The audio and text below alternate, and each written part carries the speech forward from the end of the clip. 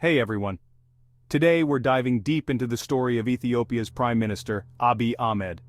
Once hailed as a beacon of hope and a peacemaker, his journey has taken a dark and unexpected turn. Back in 2018, Abiy Ahmed became Ethiopia's Prime Minister, and the world watched with bated breath.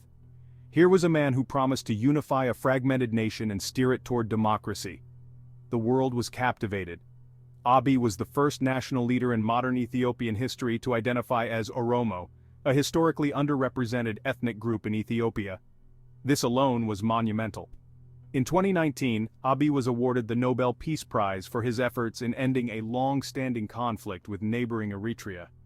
The peace accord he brokered brought a sense of hope to a region that had seen decades of bloodshed, with the border war alone claiming around 100,000 lives. The international community was in awe, and Ethiopia seemed poised for a new era of peace and prosperity. But fast forward to 2023, and the picture had dramatically changed. Ethiopia was embroiled in a violent and devastating civil war. The very man who was once celebrated as a unifier was now at the center of chaos.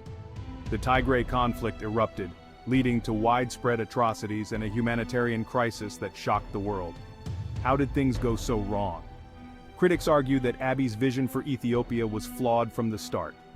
While his initial reforms, like freeing political prisoners and lifting bans on opposition parties, were praised, they also unleashed long-simmering ethnic tensions.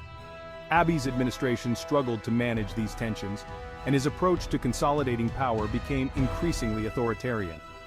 The crackdown on dissent and the centralization of authority alienated many ethnic groups, leading to a resurgence in violence. Abiy's shift in policy and tone became most evident in his handling of the Tigray region.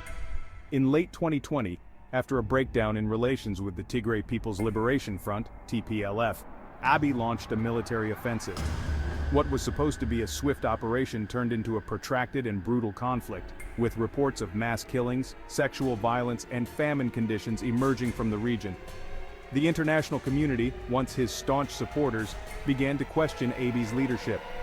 Sanctions were imposed, and calls for ceasefire and dialogue intensified. But the damage was done.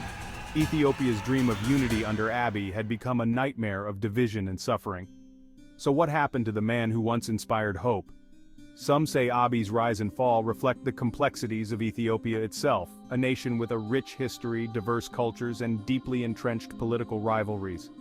Others argue that Abiy's story is a cautionary tale about the risks of placing too much faith in a single leader to bring about sweeping change. As Ethiopia grapples with its future, the legacy of Abiy Ahmed remains a topic of intense debate.